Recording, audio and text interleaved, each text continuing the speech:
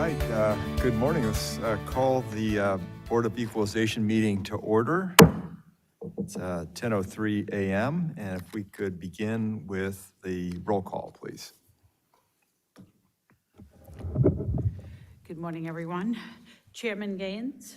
Here. Vice Chair Lieber. Here. Member Vasquez. Present. Member Schaefer. Present. Deputy Controller Emron. Present. Wonderful. And why don't we begin with the Pledge of Allegiance. And Mr. Schaefer, could you do the honors, please? Thank you. Put your hand over your heart. I pledge allegiance to the flag of the United States of America and to the republic for which it stands, one nation, under God, indivisible, with liberty and justice for all.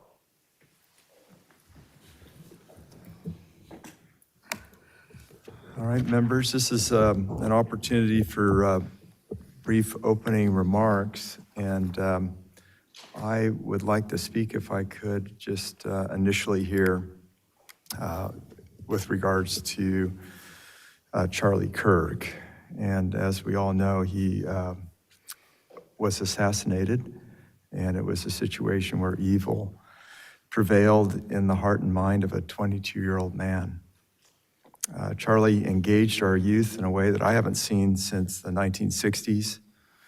Like the Reverend Martin Luther King Jr., he spoke truth with logic and a Christian worldview that engaged millions of people. He encouraged those who opposed him to actually come forward and debate him on college campuses across America. America's first constitutional tenet is free speech.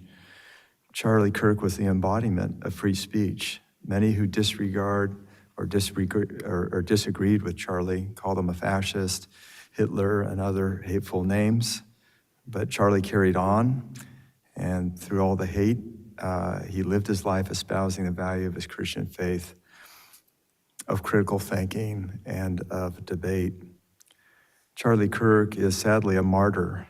But God has a way of lifting up people in a way we never imagined. The cause of faith and free speech has been turbocharged around the world. You may have seen the reports of the gathering of people peacefully throughout the world, especially in London, counting as many as 3 million people. I came of age in the radical 1960s and 70s when America suffered through many horrific incidents, including the assassination of Martin Luther King Jr. in 1968. Sadly, so much good came to the civil rights movement after his tragic death. I believe it served as a tragic catalyst to propel the cause forward. Likewise, so much good will come today and in the future despite the death of Charlie Kirk. I pray for Charlie Kirk and his family. We lost another public figure, an elected, Rico Aller, and I'd just like to comment in reference to him. He passed away recently as a result of a heart attack.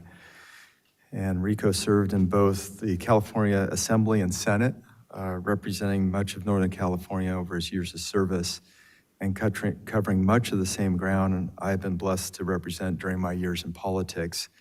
Rico was a conservative who valued individual rights. He championed small business and Northern California's agriculture and rural heritage. He was a champion for freedom, and he will be missed deeply. So thank you. I'd like to just ask for additional comments, and we'll start with Member Vasquez. Thank you, Chair Gaines. And I also wanted to add my condolences to the family of Charlie Kirk. You know, as a longtime activist myself, I know as a young activist, you could agitate folks. And I think it's healthy when we allow people of all opinions to speak their mind, whether you agree with them or disagree with them. but I don't think you should ever take it to the level of violence, you know. I think it was sad to see that. And I just hope, I know he left some young kids behind and a wife. People forget the impact it also has on his family, or will have on his family. So I just wanted to add my condolences to him and his family. On a more positive note, I wanted to acknowledge our state. You know, we just became 175 years old last week. And we were admitted, I didn't realize we were admitted as a union straight up as the 31st state because of the size of our population. And it's been growing ever since. I mean, we're the largest in the nation now, population. And we came in 1850 as a free, non-slavery state after ratifying our first constitution back in November of 1949. Of course, you know, the gold rush shortly after that really took off and drew a lot of folks, and the population kind of blew up after that. And in California, we've always enjoyed the freedom that came with it in terms of expressing our views and allowing people of all political persuasions to organize and express their views. And with that, I wanted to move on with this month of September. Actually, it's today, our Mexican Independence Day. You know, many people celebrate or really glorify, especially in California, Cinco de Mayo, and I think people forget the independence is really the September 16th. And I guess maybe because of the time of the year, usually kids are coming back to school, so it's kind of difficult to do the full-blown festivities that they usually do around Cinco de Mayo. So really, it's the whole month, from September 15th to October 15th, that you'll see celebrations throughout the country around that. And even though it's the Mexican independence, I know a lot of our Latin American countries weigh in as well, you know, only from Central America and Latin America as well. And Latinos, while they're all grouped together, they all have their respective celebrations and independences separately for each of their countries. But I just want to acknowledge just a couple of folks that come to mind that came out of that era and some that are still living. Elena Ochoa was one of the engineers and former astronaut and former director of the Johnson Space Center. Of course, being a baseball junkie myself, Roberto Clemente was one of the ones that had a lot of influence on me back in the day. Even though he was a Pirate and gave the Dodgers a hard time when he played us, but he was a great ball player. And then I have to acknowledge Antonia Novella, which was a physician, public health administrator, and she was one of our former U.S. Surgeon Generals.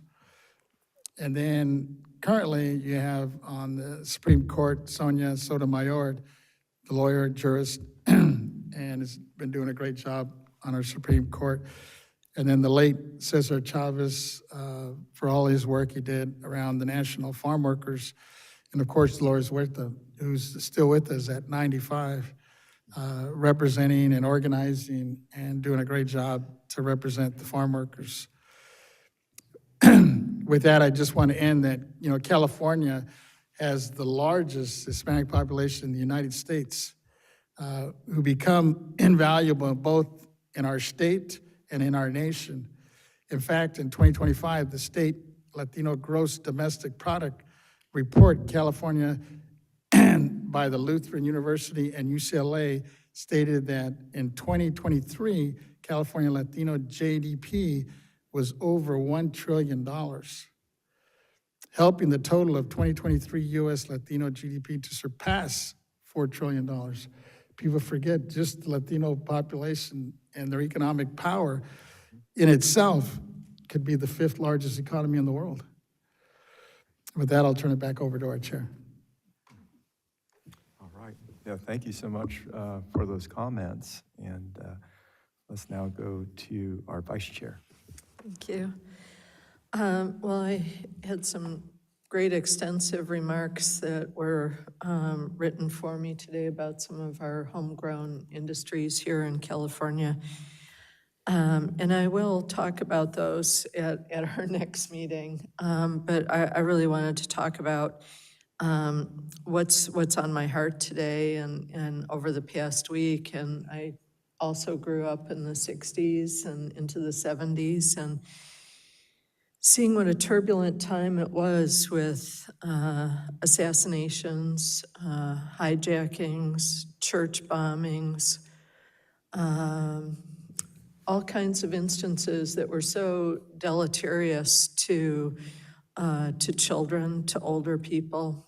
And I see that same face emerging today in a very brutal, increasingly brutal society where all kinds of things are happening in the streets, all kinds of epithets are thrown, and then even I found it to be a very gruesome week this week with, a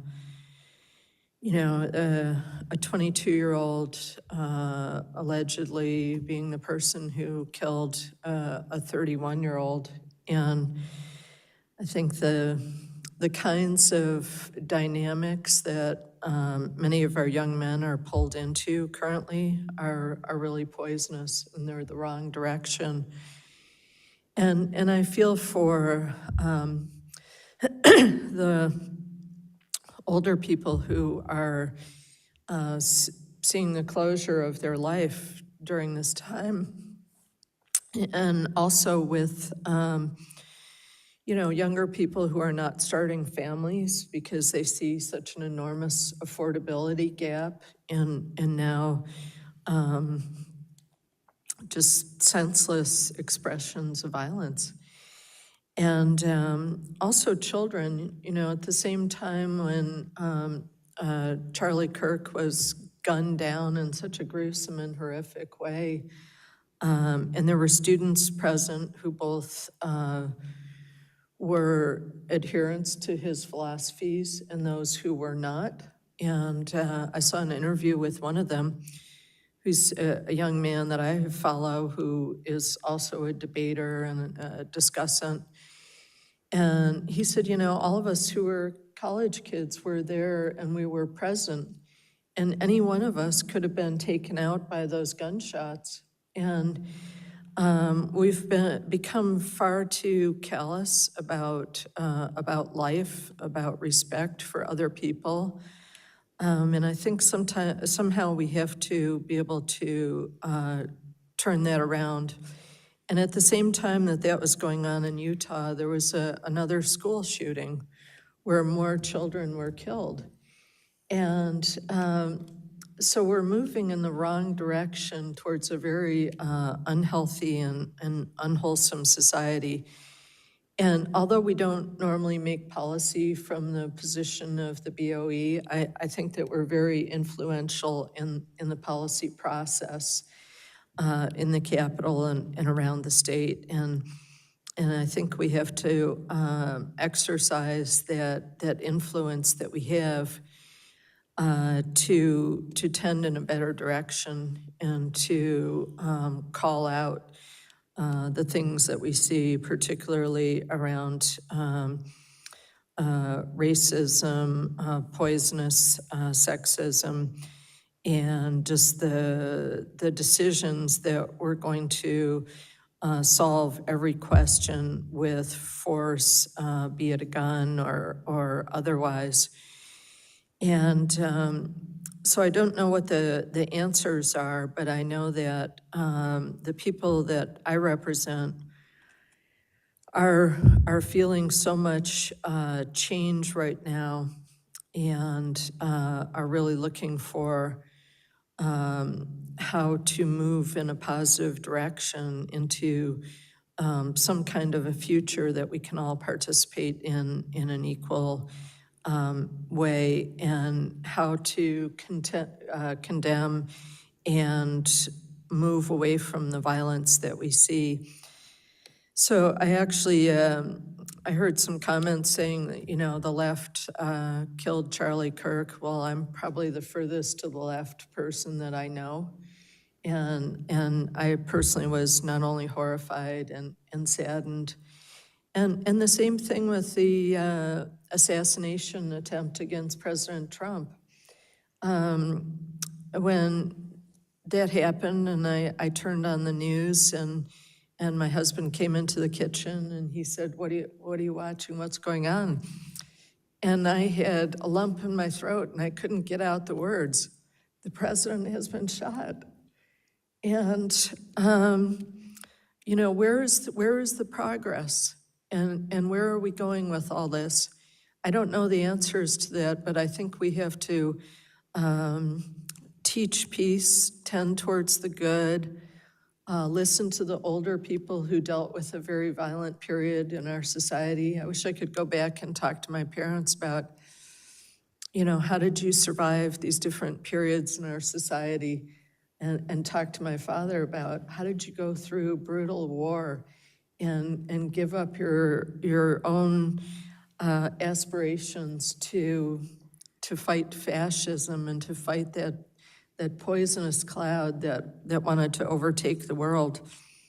So I think we just have to study what has happened before in our history, to listen to our elders who were a part of that, and to do whatever we can to continue to make progress and not to regress into brutal racism and poisonous sexism and discrimination against people and epithets and all the things that we see all around us. So that's just what I have to say and what I've been really thinking about as I go about my work every day.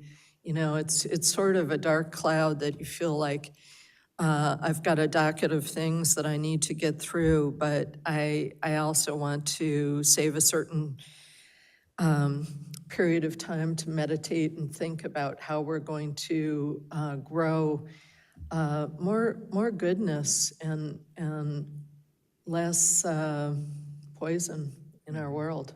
So thank you. Yes, yeah, thank you. Member Schaefer? Thank you, Chairman. I'm happy to see us take notice of the Charlie Kirk tragedy. I looked on my computer, and in the last 30 days of his life, I received 12 emails from him. These, of course, were automatic, and it shows he reaches across the aisle, and they were all fundraising, as we all get. But he was so vigorous in pursuit of whatever he was chasing, and I admire that. I also want to salute the assassin's immediate family for having joined in bringing him to justice. They could have gone the other way, and it would have prolonged agony, and so they are to be commended. I always have something a birthday or something to commemorate, and I want you all to know that today in 1610, the good ship Mayflower left Plymouth, England, and sailed to Massachusetts, became Plymouth, Massachusetts, created Thanksgiving. There were 130 passengers aboard, plus 30 crew members, and that all happened today in 1610. I think I'm going even back further than Member Vasquez in in our history, and I'm so proud that we've come so far, and it's nice that we each take a moment to remember before we start our workday. Great. Thank you. Deputy Controller Imran. Thank you, Chairman Gaines and members of the board. I also share in grief on behalf of our controller as well. In the death of Charlie Kirk, it was certainly hard to watch, and the young family that he leaves behind, gone very, very soon.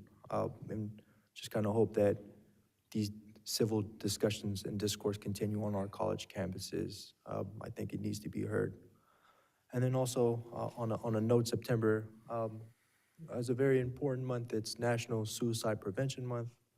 And we talk about the pressures, societal pressures, the financial pressures, the family pressures that people face in this world. And I think it's important when we're trying to push to be perfect in an imperfect world, that there is help out there, that there is therapy, there is people that want to be of a helping hand. And I know in the past few years that the National Suicide Hotline, we used to be a big 1-800 clunky number, and now it's just simply 988 if you ever need help.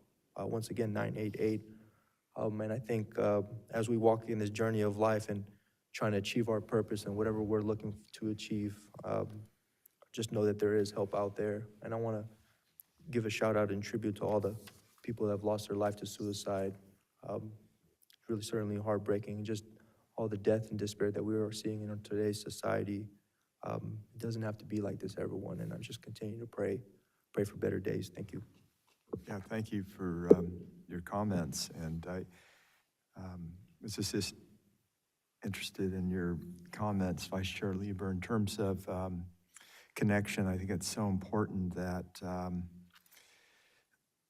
people, I think what happens in our society with social media is they get into echo chambers, and some of those can be positive, but some of them can be very negative and lead to deadly results. And so I think it's really important that we as a society stay engaged and talk to one another, and if someone's in trouble, that, you know, we call that out and we address it, so that hopefully course corrections can be made. But always respect should be the utmost, and civility. And I think we've had great periods of time historically in that civility, and that's what we need to get back to, that we honor one another, that we love one another despite our disagreements, and that we continue to be passionate in what we believe in, but we be respectful of other views. And so thank you for all the comments this morning, and we will move forward on our informational hearing, and this is going to be on workforce housing by public agencies and presented by Member Schaefer and Vice Chair Lieber. Before we start, Chairman, if I could just give our safety and our informational announcement. thank you. To do some Yes. housekeeping. Thank you. Good morning, everyone, again. Our first order of business is our safety and informational announcements. I want to remind the audience to silence their cell phones and any other wireless devices. In the auditorium, the exits are in the front and on each side of the stage, and other exits are in the rear. Please take a moment to find the emergency exit sign located closest to you in the event of an emergency. Our informational announcement. The board meeting will be live streamed to the public and posted on the BOE website. This morning, we had some technical difficulties, and I want to remind anyone who's watching, in the event you do not see the live stream, please refresh your computer, Control F5, and that will get you the live stream. It is operating now.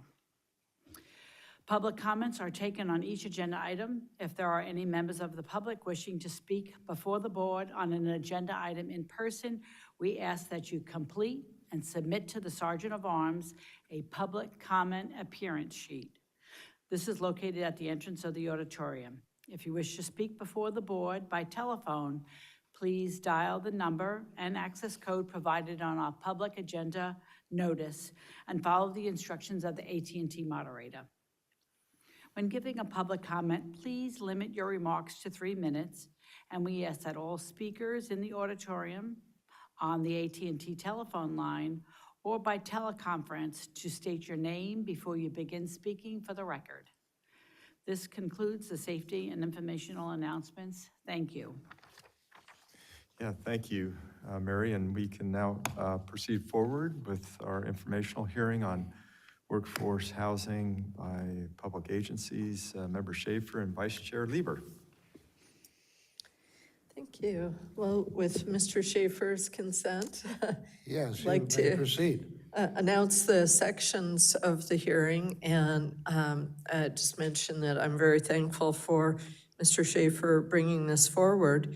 And we're going to start with item A, which is greetings and introductory remarks. So I'll defer to Mr. Schaefer on your opening remarks on this item if you'd like to make any. I would like to welcome my colleagues, our presenters, and the general public to our informational hearing today. We have a great lineup this morning and a topic that's really at the cutting edge of general solutions for our crisis of housing affordability here in California. Many jurisdictions have thrown up their hands and dragged their feet and just felt that there's nothing they could do about it. But I remember when I was in grade school, our teachers were still our neighbors. They could afford to buy a home, and even then and now, all too many of them rented because they just didn't make enough money to buy. I remember in the La Jolla, I had a teacher, Harry Crosby, who owned a very nice home, and he was teaching at Mission Bay High School and La Jolla High School, but he was getting in at the right time back in the 1940s and 1950s. You just couldn't do that today. I'm hoping that we can encourage and bring back working families into our communities and assist them in accessibility to being a homeowner closer to those they serve. Thank you.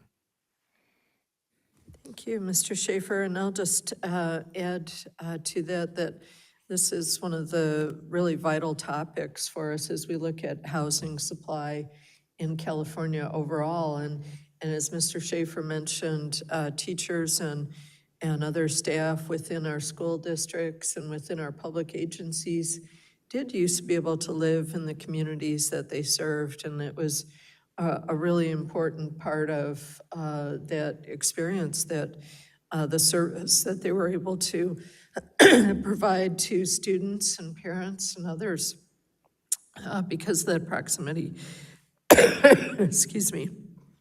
So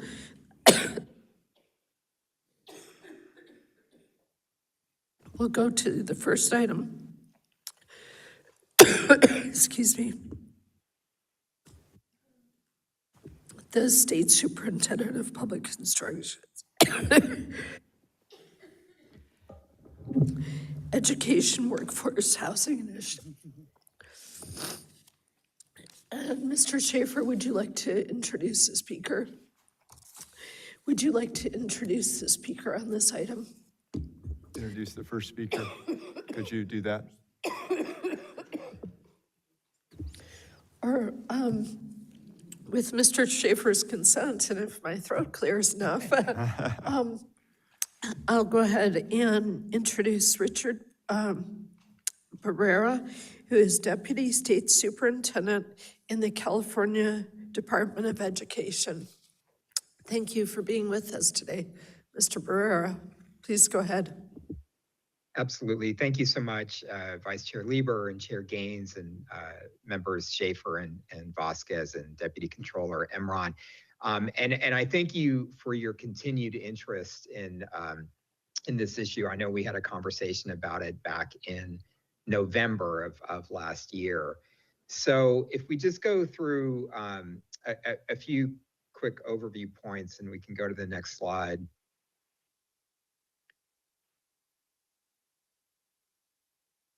Could we go to the next slide, please? Yeah. So this really kind of frames, both the potential, but also the challenges. So in 2022, the California School Boards Association commissioned a study by researchers at UC Berkeley and UCLA, which identified that school districts up and down the state own about 75,000 acres of land that could be developed into housing. And even at a very moderate density, 30 units per acre, that could produce 2.3 million new housing units up and down the state. And so Superintendent Thurmond has focused on the potential and is encouraging school districts to take an interest in the possibility and to accelerate the development of affordable housing. And the reasons are obvious. And, Board Member Schaefer just touched on this. So, and I can tell you as a member of a school board, the San Diego Unified School Board, the two biggest challenges that many school districts throughout California face are, number one, the challenge of recruiting and retaining quality educators when the cost of housing is so prohibitive and makes it very difficult for young people to get into the profession, and makes it very difficult, as Board Member Schaefer pointed out, for educators to live close to the students that they teach. And then the second big issue is declining enrollment. So there was a study by the Public Policy Institute of California a couple of years ago, which shows the degree to which the lack of affordable housing for families with school-aged children is causing a steady trend of school districts losing students. And we've seen that, really going back a good 10 years. So school districts that are trying to recruit and retain employees, that are needing to do something about declining enrollment, again, appreciate Board Member Schaefer's remarks. School districts and the education system, we could sit back and say that's somebody else's job to try to fix that, or we could recognize that we actually have advantages as public agencies in being part of the solution. So if we could go to the next slide. Yeah, and we just talked about that. So if we could go to the next slide. Yeah, so the idea of school districts being able to build affordable housing on district-owned property designated for employees of school districts, that idea has been supported by the legislature in various forms of legislation going back nearly a decade now. And what those different pieces of legislation are doing are they're trying to take barriers away from school districts, particularly in going through the permitting process. So the basic notion is that if a school district is actually going to contribute to solving the housing crisis, in region after region, the state wants to make it easier, not harder. And these various pieces of legislation, we won't go through them all, but they're designed to allow school districts to go through the planning process, permitting process faster than what we would typically see in efforts to develop affordable housing. We could go to the next slide. So the same California School Boards Association, working with the researchers at Berkeley, UCLA, have released a study of projects that have been completed to date. And some of those projects use school bonds that districts have actually gone out to voters and said, are you willing to pass a bond not only to repair and modernize our school facilities, but to allow us to construct housing for our educators on district property? And as you see here, there have been a number of districts over the last few years that have passed bond measures that either are specifically about revenue for housing construction, or that in a larger bond measure include revenue for housing construction. And I think it's important to point out, so we saw the effort on the ballot last year, Proposition 5, that would have allowed cities and counties to pass bond measures for the development of affordable housing, that it would take the voter threshold requirement down from 2/3 to 55%. And unfortunately, that measure didn't make it. But what it does mean is that school districts and community college districts, which have had the voter threshold to pass bond measures at 55%, going back, uh, uh, 2 decades now, we have the advantage of actually being able to include money for housing construction in our bond measures and pass those bond measures at a 55% threshold. And in fact, we're the only municipal governments that can pass bond measures for housing at a 55% threshold, which makes it possible for us to add a new source of funding for the development of affordable housing that otherwise doesn't exist. I think we all know that the funding that currently supports the development of affordable housing, primarily low-income housing tax credits and other measures, is scarce, and there's not enough of it to get to the scale of affordable housing development that we know we need to get to. But school districts and community college districts passing bond measures, which we can do at a 55% threshold, adds a whole new level of investment into affordable housing around the state. We go to the next slide. Okay, so the recent study looked at, I think it was 9 developments that have been completed so far, which are exciting. And you see, these different developments that have happened in the Bay Area, in Los Angeles and San Diego. And it's exciting that we're seeing districts move forward and develop projects, but think of the gap between the potential to develop 2.3 million units and what's been completed to date, which is fewer than 1,000 units. So that's the gap, that we're dealing with. And if we go to the next slide.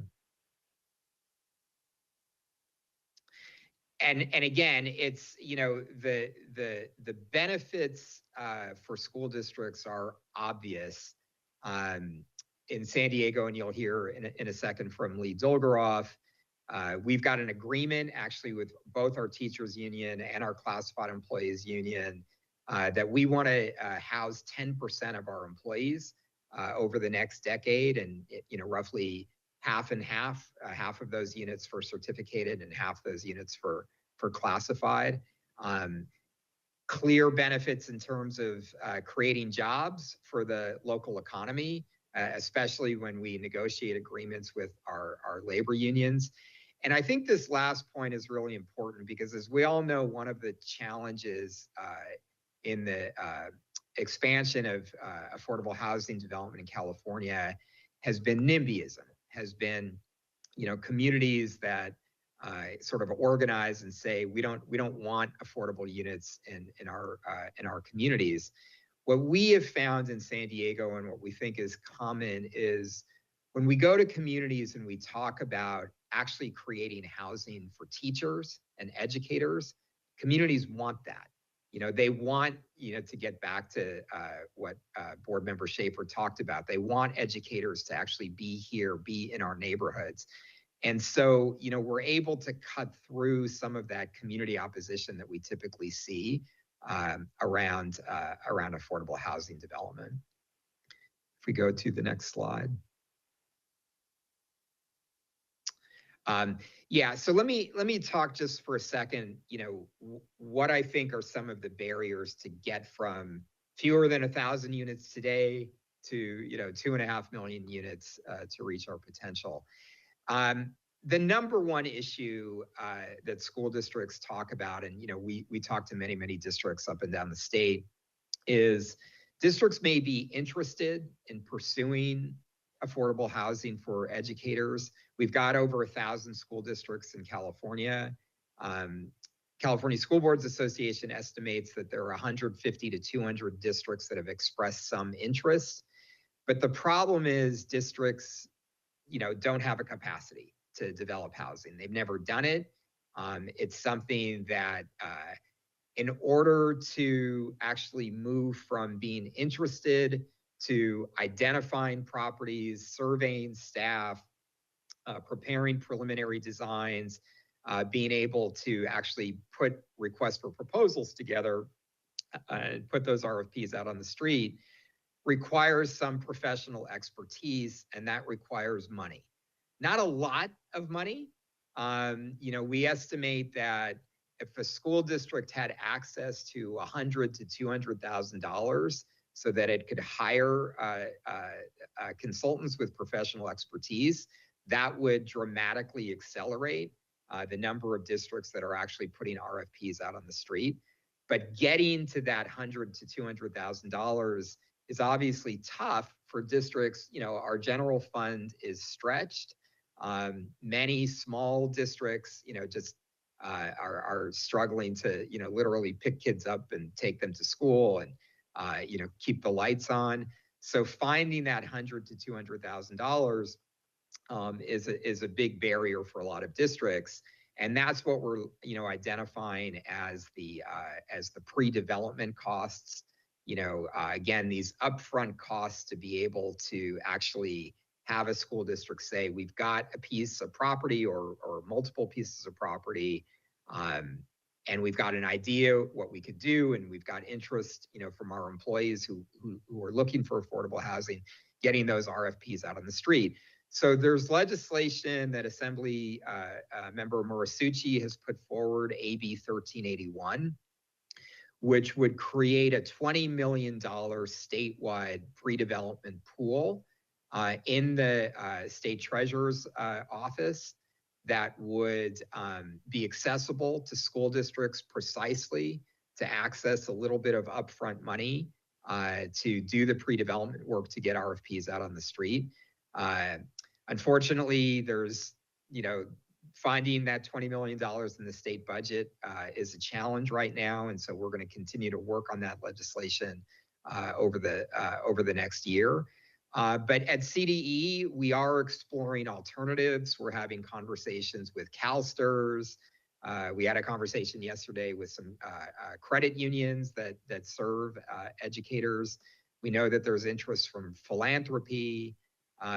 And so, what we're trying to do is piece together that initial pool of pre-development money that districts could access.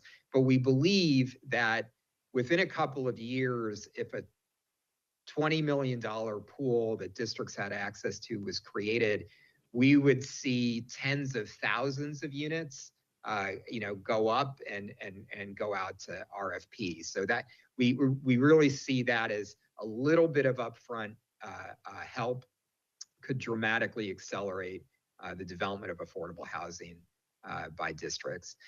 And then if we look, specifically at this, these last 2 points, there are questions about is it clear that school districts, when they go out for bond measures that include housing, that's a permitted use, that's an educational use. So we think that there's some need for clarifying legislation that would allow districts to do that. And then once a development, once we put an RFP out on the street, finding that gap financing. So if you think about teachers often make a little bit too much to qualify for, the tax credit programs that currently exist. That program works really well for our classified employees, but teachers are often a little bit, their income or their family income puts them out of that classification. So identifying that gap financing for, kind of people in the middle. I think most districts very much want mixed income developments that are available to all of our employees, our classified and our certificated. So identifying that gap financing, particularly for people in the middle, is critical. And I think that might be it. Okay, thank you. Are there questions for Mr. Barrera? Mr. Vasquez? Thank you, Vice Chair. Lieber, first of all, thank you for your expertise and your time. I know you've spent quite a bit of time on the school board in San Diego, which is a pretty large district. And so I just wanted to give you some kudos and thank you for your service. And as you're talking, you mentioned that some districts would find it a challenge to come up with that 100 or 200,000. Isn't that something that could be written into or put into these construction bonds when they float them? So yes, and so for our district, San Diego Unified, that's passed a bond measure. Some of that, we put 206 million into a bond measure specifically for housing that we passed in 2022, and so some of those upfront costs, our ability to hire professional expertise, is possible through those bond funds. Of course, not every district, is in a position to either pass bond measures or to pass bond measures, that include money for housing. And so what you tend to see, Board Member Vasquez, is the larger districts, Los Angeles Unified, San Diego, we might have the ability on our own, to identify that upfront funding, but many, many districts do not. And small and even rural districts make up a good portion of that 75,000 acres, that the study identified. So helping those, I was just out in Mountain Empire District, which I think in East San Diego County last week, and huge challenge, for the district in recruiting and retaining educators, to live out there. There's just not the availability of affordable housing. But that district actually has property, and that could be developed into affordable housing. But right now, the superintendent is also the chief grant writer and, basically the HR director for the district, wearing multiple hats. So if that superintendent had access to, $100,000, $200,000 to, hire some professional expertise, I think you would see, a district like Mountain Empire, identify some property that could go to housing for its educators. No, I think you're right. And, I had the opportunity this last week to go speak to some students and community folks in UC Santa Cruz. And I was surprised that they created some housing for the staff and both faculty and just classified. But I couldn't believe, being on the coast, you forget how expensive it is because even the subsidized housing that they have on campus was still like $1 million. I mean, it was a full-blown two-bedroom, or not two-bedroom, but a four-bedroom house for faculty. And there's a waiting list for that to get in. But I'm wondering, you mentioned on one of your slides that there was roughly, I guess, 75,000 acres. And as I'm looking at some of the, I had a chance to go through the report that our superintendent put out. And I noticed, even in my district down in LA, specifically in Santa Monica, I look at some of the properties that technically are not available to develop, are kind of being land banked by some of these districts with the understanding that they might be using them down the road. And I don't know what we could do to facilitate that, because I think there's more than 75,000 acres in the state that could be used for housing. And I don't know, I haven't looked at the language on some of the bills you were referring to that are in the mix, but I think one of the things we might want to look at is doing some deed restrictions on some of those so they stay within the educational arena, because if they're going to be exempt from, for example, property tax, they should be available to faculty and staff indefinite, Yeah, and I just want to, agree with you on that, Board Member Vasquez. So one of the things that's really important is that districts don't just, sell off their property. And, there are obviously, private developers that are very interested in getting their hands on property that's owned by school districts, but keeping those properties, in the public realm, is important. And what that does is it gives local school boards the ability to set the conditions, for what they want to see on their property, including affordability, for their staff. So, there are examples. One of the projects on our slide that the Jefferson Union District up in Daly City did, in order to subsidize the development so that its teachers could have affordable units. That district did sell one of its existing properties that it wasn't using, but it put the proceeds right back into the into the project that it's doing for teacher housing. So it is important that districts have some flexibility, but it is, if districts and public agencies simply take their public properties and sell them off to the private market, I don't think we're going to see much of a dent, in the in dealing with the affordability crisis. I'm glad to hear that you're on the same wavelength, because at the end of the day, it's all about keeping properties within the public and within these school districts. Otherwise, we could create a different problem down the road. That's right. And, I think Lee Dolgeroff will speak to this. The SB 440 legislation that went into effect a year ago that allows for the creation of regional housing finance agencies, that actually has the potential for school districts to come together in a new entity with other public agencies. In our case, in San Diego, we're doing it with the Community College District, but it could include city, government property, county transit agencies. So we could actually put together a package of, properties that are owned by multiple public agencies and make that available for affordable housing.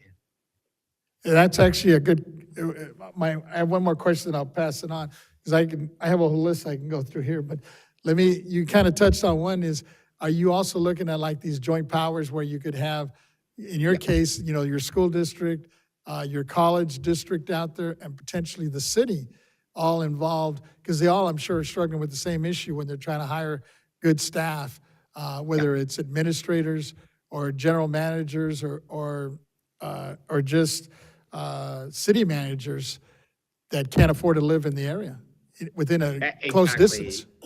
That's exactly right. So there's an example of such a joint powers authority that was created in Los Angeles a couple of years ago, and another one in the Bay Area. And so the Nancy Skinner's legislation, SB 440, now enables that to happen in regions throughout the state. And so in San Diego, we're the first, effort statewide since that legislation has been passed to create a joint powers authority. In our case, it's the San Diego Unified School District and the San Diego Community College District, that we've put that together. But that could include, multiple education and other public agencies, going forward. Thank you. Okay, other questions? I just had one really quick question, and thank you, Mr. Barrera, for coming back to the board for this presentation. When I'm looking at these lists, certificated staff versus classified staff, it's 60-40, 70-30, but why not 50-50 here, and kind of the rationale behind that? Well, in San Diego, our agreement is 50-50. And really, it's, none of this is easy, but it's easier to develop affordable housing for our classified employees because they qualify, generally for the tax credit income limits than it is to provide affordable housing for our certificated staff. So our goal, in San Diego, but I think it's a common goal of districts, is to build units that, for instance, none of the employees would pay more than 30% of their income on rent. Whether you are a custodian, making $45,000, $50,000 a year, or whether you're a teacher making $85,000 a year, that you'd still be paying 30% of your income on rent. The challenge is there aren't a lot of existing subsidy programs that can make that possible for the certificated staff, the sort of the middle income staff. And so that's something that, all of us, together, should be looking at creating. Again, if a district can pass a bond measure, that brings in, a new level of, funding for affordable housing that otherwise doesn't exist. But we need to be thinking creatively around the state about how we create a, gap financing for, in our case, teachers, but it could be all public servants, firefighters, police officers, public health nurses that are in that sort of middle income range, where they make too much to qualify for the tax credit projects, but they certainly can't afford, market rate units. Absolutely. We have a term we use here at the board, missing middle. That's all right. Yeah, and definitely something to aim in on. So thank you for your time today. Thank you, Mr. Amaral. Okay, other questions? Mr. Schaefer. Yes, I want to commend our Deputy Superintendent Barrera for his fine presentation. You've served 17 years almost in San Diego in management of what's going on, and those of us who were termed out after 8 can only envy the great opportunity you've had to serve. I'm glad to see such attention focused on the K-12 population, which is the largest population of our students. We had some pioneering done by the regents of the University of California system in setting up the faculty and staff housing authority at UC Irvine in my district. And as you know, they have the University Hills property on campus. It's something that's been going on for 35 years. And, it came into the newspapers when Katie Porter, who's on the faculty there, went to Washington, D.C. for a few years, and they wondered whether she had to move out or not. And she was able to maintain her residence in the university housing there, and because she's returned to it, and it's really something that helps attract people to serve at UC Irvine just as well as our K-12 population, which is really the most important population in our state. Thank you. Thank you, Mr. Chair. Yeah, just I'm trying to look at this in a bigger sense, because my concern is, yes, for teachers and staff and for their housing, but we have such a chronic issue here in California for affordable housing. Yeah. And so when I take a look at families leaving California due to high housing costs, we need to have additional focus on housing in general. And I'm a believer in ownership, that in my mind, people ought to be able to aspire and have the ability to buy a home and develop equity. And I know that, what you're proposing is, it looks like they're rental units, and maybe that it probably has to be that way for teachers, given that they serve and then they retire, but you still have that housing available for additional teachers. But are there any strides being taken to provide additional incentives for developers and home builders to build homes that, and when I'm talking about affordable, I'm talking about market affordable, so that they get some tax incentives, but the housing has to be available that the kind of average Californian could afford to buy. And I look at so much of the housing that's constructed, and a lot of it starts, at $700,000, $800,000, $900,000, and people just can't afford that. So, Yeah. has there been any drive to to provide a $350,000 home that may be smaller, maybe 2 bedrooms and a bath, that gets people into a home that creates equity so that they can hopefully over time move up the ladder into a bigger home if they want it, but at least they've got some skin in the game. Thank you, Chair Gaines. And again, this goes back to, I appreciate the history lessons that, Board Member Vasquez and Board Member Schaefer were given. But it's not, and it's recent history in our memories, where a teacher could afford to buy a house, in the community that, they're spending their career. There are a couple of conversations around, this work that are related to homeownership. One is, so I was just with a colleague in a conversation yesterday with the credit union that serves Ventura County and San Diego County. And a lot of that conversation is around, let's say you get a young teacher at the beginning of their career, and they get into a unit that the district develops, and they're paying $1,500 a month, for rent, as opposed to $3,000 a month.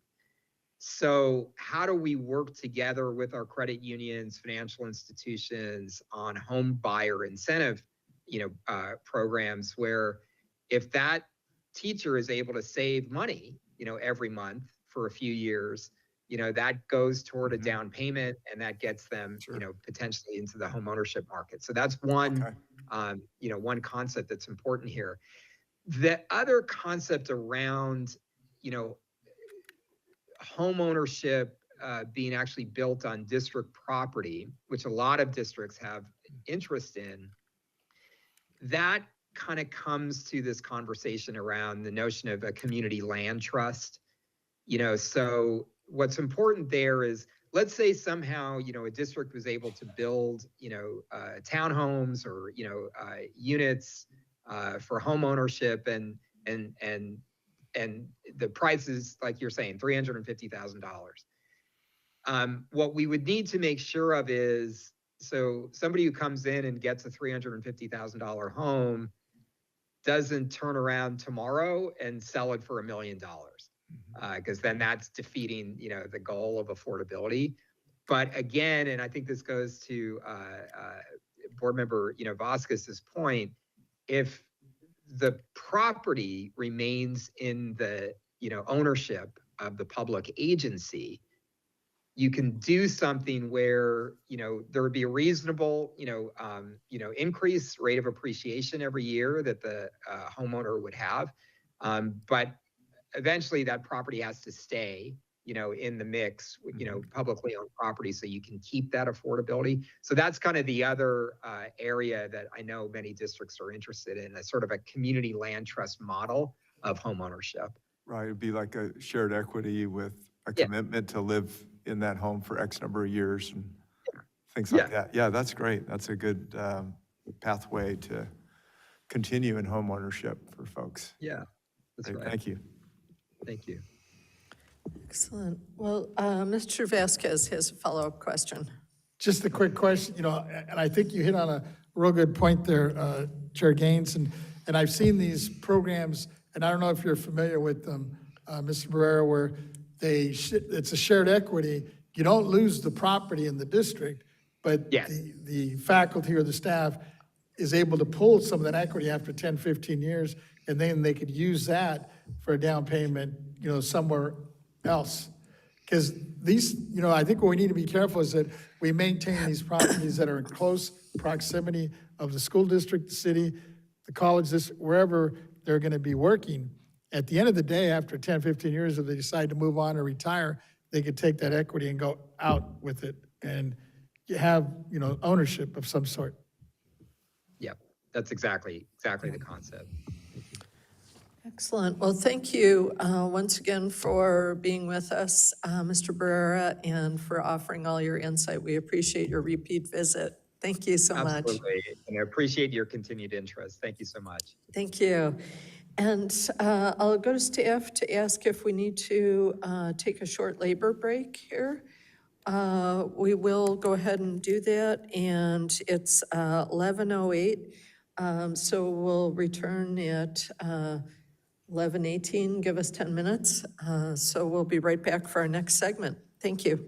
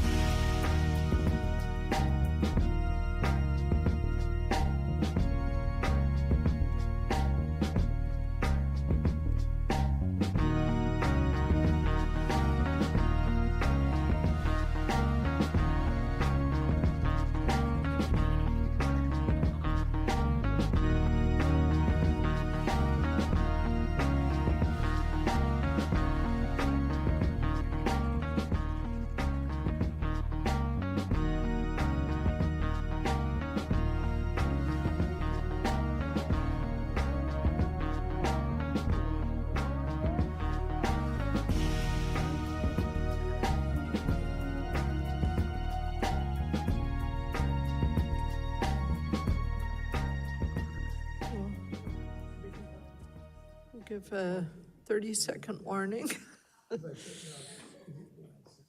Here.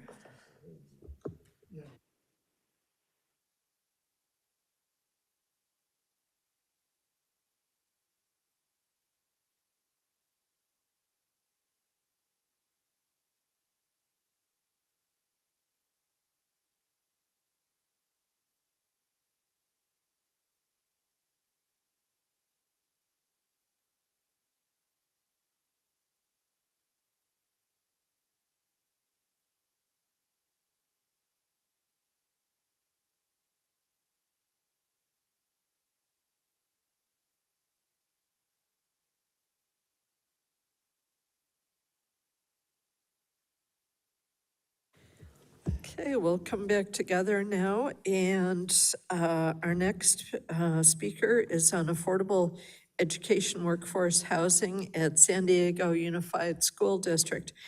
And we are very fortunate to have had Mr. Schaefer arrange for Mr. Lee Dulgaroff.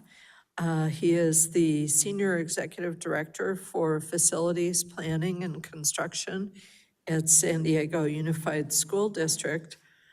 For nearly 3 decades, he has been working in facilities development and has managed roughly $12 billion in general obligations bonds for San Diego Unified. He has guided the district through 1 completed education workforce housing development and 1 which is in the planning phase, and is currently leading the assessment of bids for 5 more developments, which are on track to contract around 1,500 units of affordable workforce housing this December. And do we have Mr. Dulgaroff on the Teams environment or joining us in person? On Teams. Great. We'll go ahead and go to him now, if we can. Good afternoon. Good afternoon. First of all, I'd like to appreciate Richard Barrera and Cody Pedersen for their leadership at San Diego Unified. And I want to thank the Board of Equalization for inviting me to share the San Diego Unified affordable workforce housing story. I think I have a PowerPoint presentation somewhere that I provided that you can display if you like. There it is. Okay, thank you. You can go ahead and move forward to the next slide. Slide 3, please. There you go. Okay. Housing stability for employees is critical to the overall success and stability of every school, and staffing challenges, as Richard mentioned, are interrelated with housing affordability, and these challenges are causing school districts to consider building workforce housing on the land that they own. Next slide, please. So in California, new and proposed legislation is authorizing school districts to pursue affordable housing for employees. And I think Richard highlighted some of those. As a community landowner, San Diego Unified has the resources to address affordable housing for its employees. Next slide. So the U.S. Department of Housing and Urban Development, or HUD, defines affordable housing as one where a household pays no more than 30% of its income on housing, and housing that, or households that have to pay more of 30% of their income are considered housing cost burdened. Next slide, please. So it all comes down to area median incomes, and these are San Diego County area income limits for under HUD. So they're calculated annually, and these benchmark metrics hold significance as they shape the affordable housing programs under HUD, and particularly the Low Income Housing Tax Credit Program, or LIHTC, which is a primary funding mechanism of supporting the capital stacks that build affordable housing in the United States. And renter eligibility for affordable housing units is impacted by this AMI, or area median income. Eligibility under HUD and the LIHTC program are determined by these fixed tiers. Extremely low is below 30% AMI, very low 50% AMI, and low income below 80% AMI. And LIHTC funded units generally cannot be rented to households earning more than 80% AMI. And therefore, the households that are above 80% limit, and this is something I think we talked about earlier, they're not eligible for LIHTC funding, and they sort of constitute that missing middle. The housing is, these households can't afford housing, but they're also income restricted out of these LIHTC programs. And so, many of the moderate, we call moderate income households from 80 to up to 120% don't qualify for LIHTC. But they're still housing cost burden. They're still paying more than 30% of their household income on rent or mortgages. Next slide, please. Oh, I see Richard's trying to get back in here. Okay, so affordable housing provides a number of benefits, from attracting and retaining staff to help educate our students, to promoting sustainable communities, reducing commute times. A lot of our staff at San Diego Unified spend hours each day commuting back and forth into our district from areas that are more affordable on the outskirts of San Diego County. The affordable housing also does create other opportunities, such as generating some potential revenue via ground leases that support district needs. Slide 8, please. So San Diego Unified's made a lot of progress in this area, addressing affordable housing, leveraging a combination of public-private partnerships with affordable housing developers. Under these joint occupancy private partnerships, the district enters into a long-term ground lease with developers constructing and operating affordable housing on district property under joint occupancy. A district or educational facility operates on the same property as affordable housing. So you have a school or a school function on the same property under joint occupancy, and the developer finances, entitles, constructs the housing for the benefit of district staff, and the district retains ownership, which is a key feature of the property, and as I mentioned earlier, could generate some long-term ground lease revenue. Also, our Measure U 2022 measure general obligation bond allocated $206 million to create affordable teacher employee housing, and under that general obligation bond, where the district's able to construct affordable housing on its own property and operate that housing for the benefit of our employees and teachers. And that is a key mechanism to helping address that missing middle that I talked about earlier, because the district has more control. We're not at the mercy of the LIHTC funding thresholds for affordable employee housing that's built under general obligation bonds. Next slide, please. So this is one example of affordable housing project that we've completed at San Diego Unified. This project goes all the way back to September of 2018. So it illustrates sort of an earlier version of affordable housing, but it's important to understand the evolution of that. So back in 2018, we entered into a 66-year ground lease joint occupancy agreement with a developer named Monarch for the Scripps Mesa site.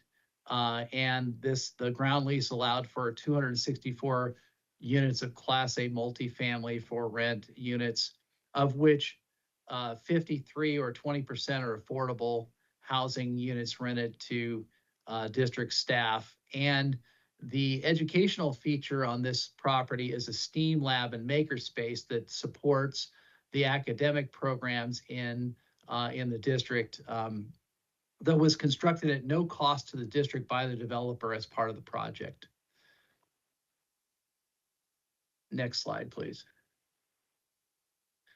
This is another example. So we have a property, we call it our former Central Elementary School site.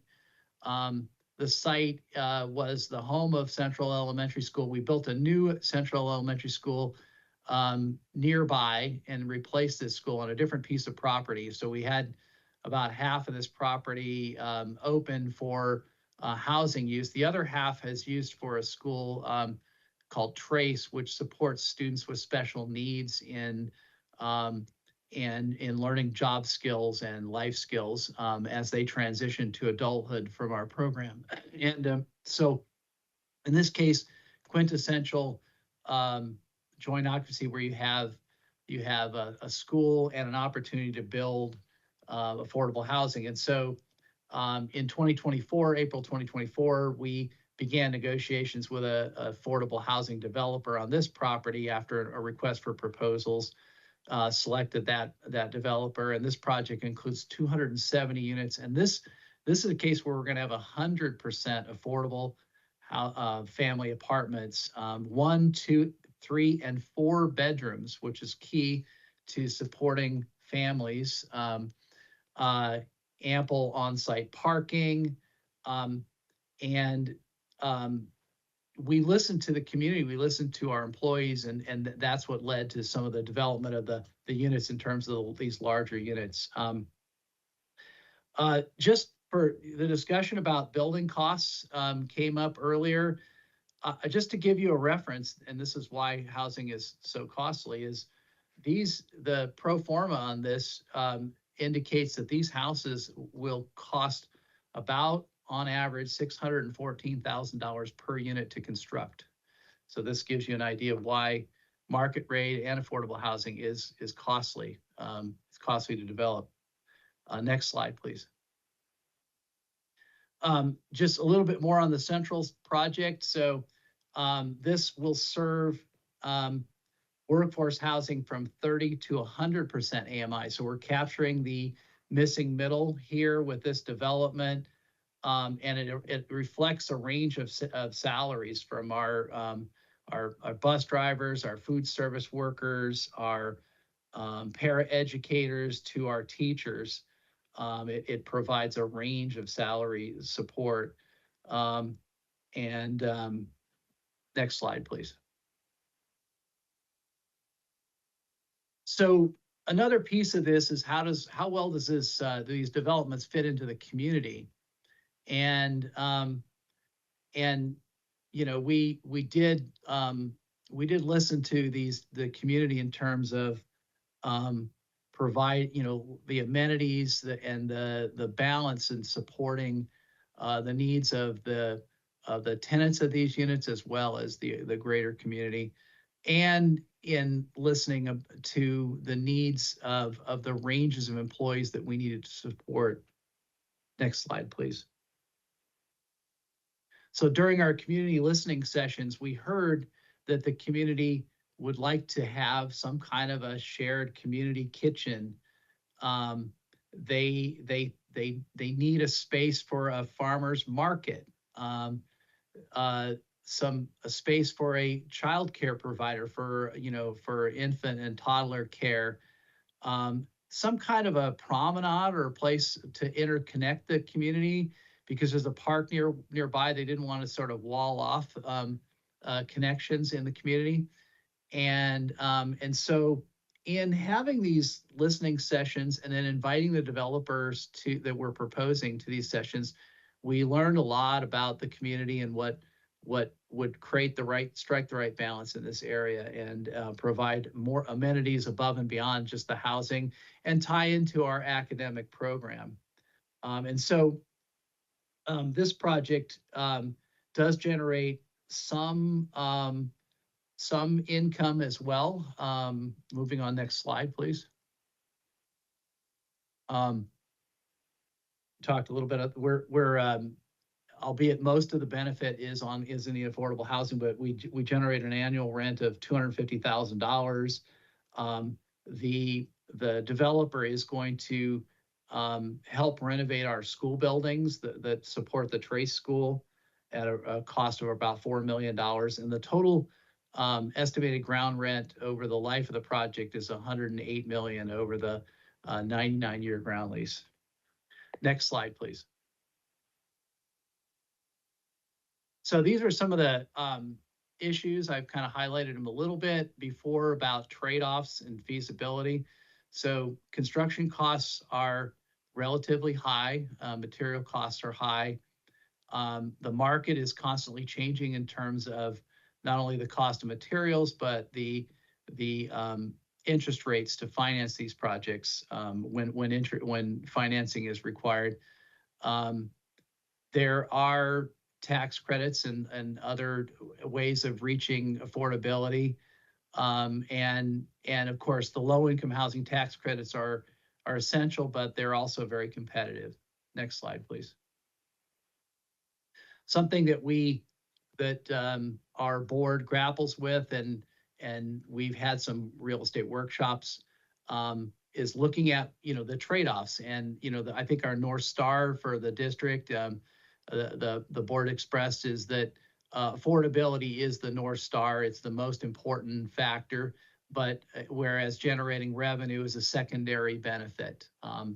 Also, there are different types of developments, and as you build in different building types, the cost of construction changes. So high-rise type 1 construction is very expensive to build, whereas the podiums and wraps are less expensive, so they tend to lean, affordable housing tends to lean more on that type of density. And of course, district bonds is a great way of leveraging and having district owned and operated facilities. There's another way of supporting all of this. Next slide, please.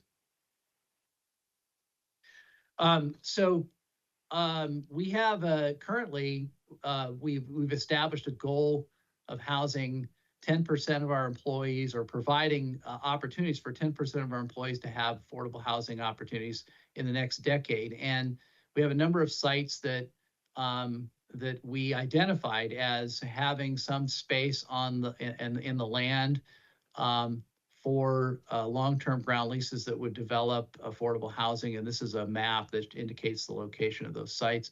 I'll do one sort of little bit of a deep dive on some of the properties just to give you an idea of an example of what it looks like. Next slide, please. So this is a list of those properties, so you can see the development potential for the administrative properties is greater than our need or our goal to reach 10% of our employees in the next decade. And this is a list of the properties and their development potential for affordable housing. Next slide. So we're building a new education center in Kearney Mesa, and our current ed center is going to be vacated in the summer of 2027. So we're looking at this site. This property currently houses an elementary school. Bernie Elementary School is co-located. There's 13.5 acres, and it's located in the heart of University Heights. It's surrounded by residential, commercial, and other uses. This is a great opportunity, and this is one of the sites that we're looking at and that we've done a request for proposals on. Just gives you an example. Next slide, please. We had this is an architectural rendering of what it might look like if we added 500 affordable housing units on that property with a parking garage wrapped with the units, scaling up from campus and having a higher density scale along Normal Street. As a conceptual design, we did a lot of work with the community on this conceptual design in creating some plazas and some community spaces, a dog park, off-leash dog park, and a daycare center, and some other things that support the community needs in the future. Next slide, please. So, oh, by the way, I just want to mention we received about 15 proposals on those 5 properties. So we're in the process of evaluating those proposals. So it just goes to show that there's a market out here, out there to support this effort, if you do it right. So some best practices, holding public workshops and developing partnerships with the community, getting the community involved early, to helps kind of ease that not in my backyard potential.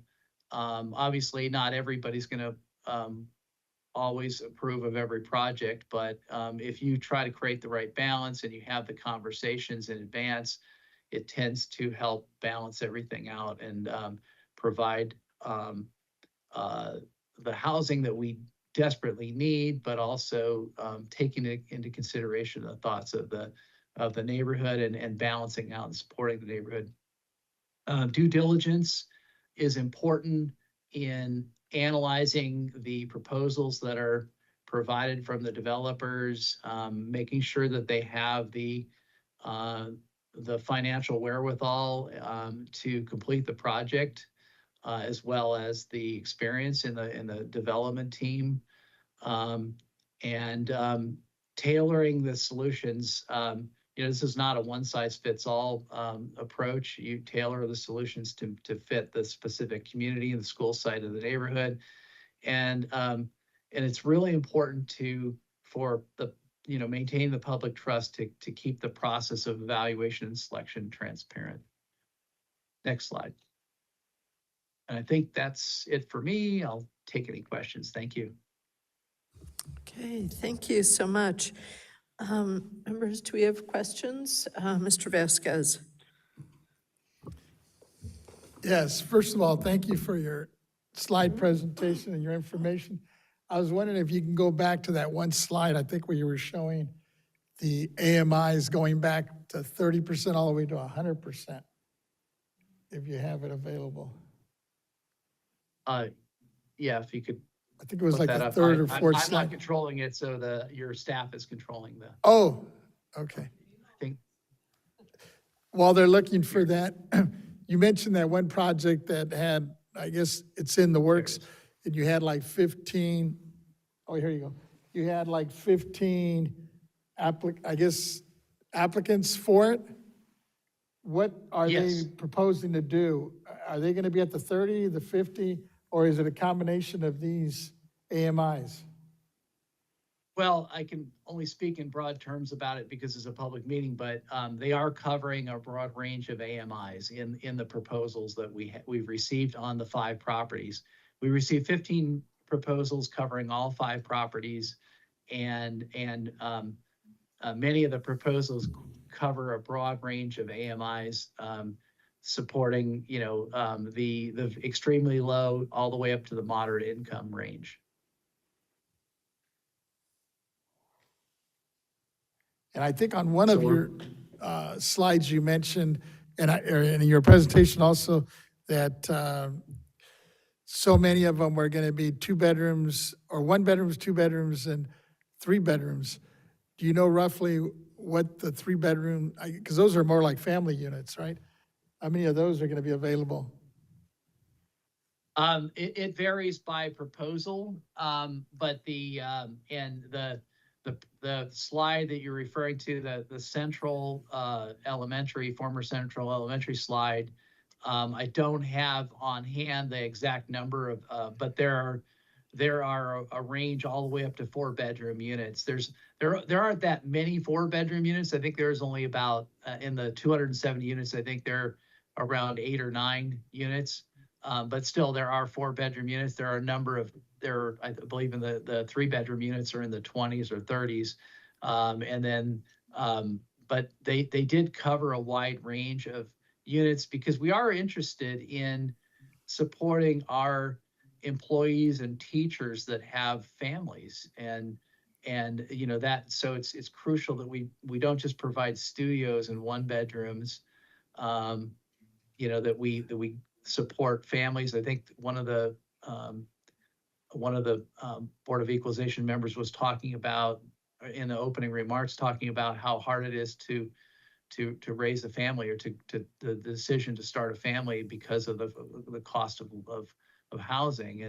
And that's something we want our own employees to be able to not have that housing pressure and have a space to have a family. And of course, that also supports our enrollment growth as well.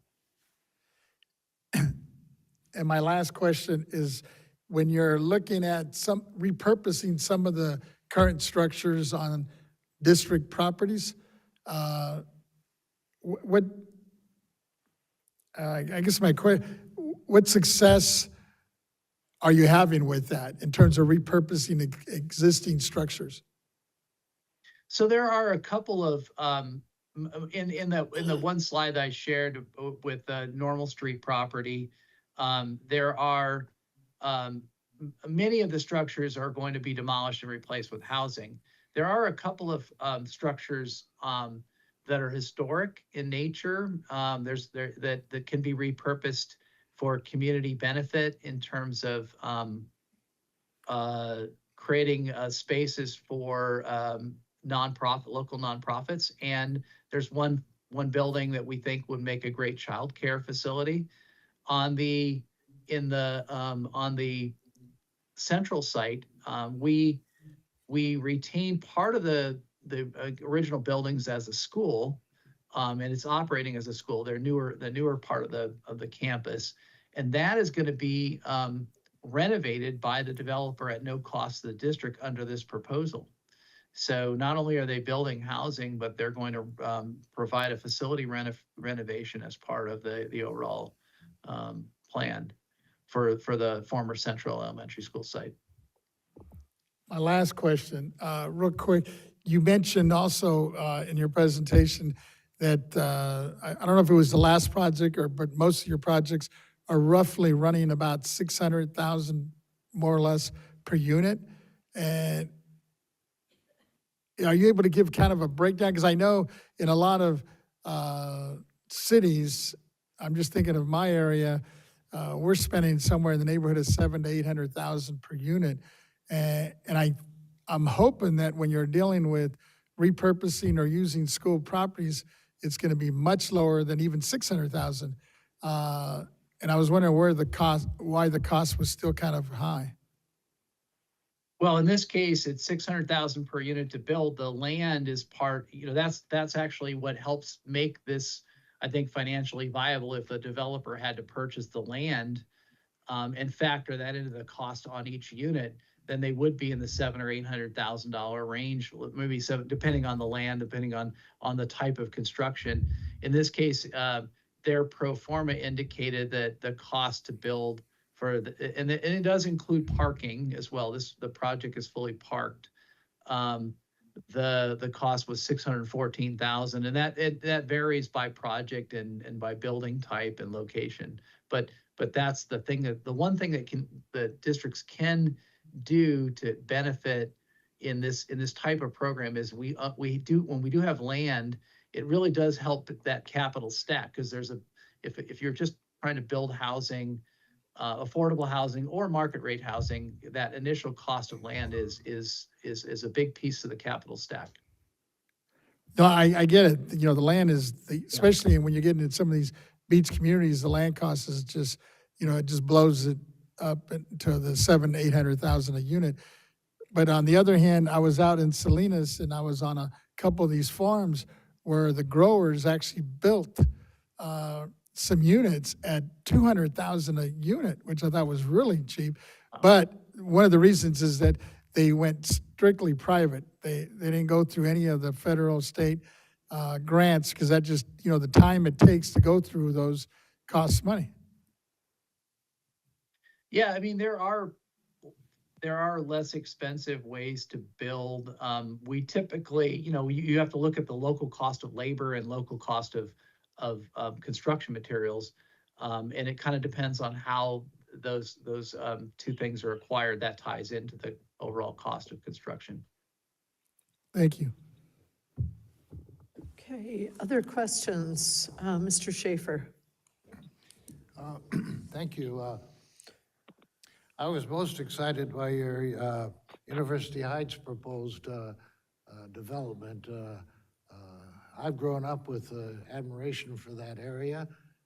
Frank the Train Man, some of the best coffee shops in town, just a few blocks to supermarkets, a diversionary theater.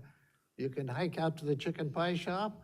I can't imagine a nicer place to live. And if we can provide 500 units of housing, that would be something we should have a little parade to celebrate. And that and all the other work that you're doing, I'm so proud of it, and I want to share you my full cooperation. Thank you. Great. Other questions, Mr. Emron? Thank you, Vice Chair Lieber. Sir, have you run into outdated zoning rules and regulations favoring single-family homes when trying to complete these projects? You know, we're pretty fortunate in San Diego. The city of San Diego has done a lot to upzone these areas. So we haven't encountered, I mean, the zoning is not as much of a problem for us. I mean, I know it is in other areas, so I empathize with those areas, but we're not seeing the zoning as being prohibitive at this time. These projects are actually mostly ministerial. I mean, they're ministerial projects, meaning that they don't require, they fall under the proposal you just saw a minute ago, that both of them, those are ministerial, meaning they don't have to go and get a special approval by a city government to go forward, that they actually fall within the zoning of those areas. So we're not building outside of the existing land use zones, but there are areas in various cities where, you know, single family or you know, the zoning is restrictive and would need to be the area would need to be either upzoned, or it would need to be, there'd need to be some kind of exemption for the housing to take place. Absolutely. Great to hear. My very last question, you get the units up, you fill them, you occupy them with folks from the school district, and I assume that there's going to be a wait list. How long can a family or teacher, classified employee expect to stay on that wait list? How fast are you moving people off that wait list? So we don't have a wait list yet for that central project. We don't have we typically run a lottery. It's, you know, it's done through a lottery, and then as new units are made available, then they go back to the list.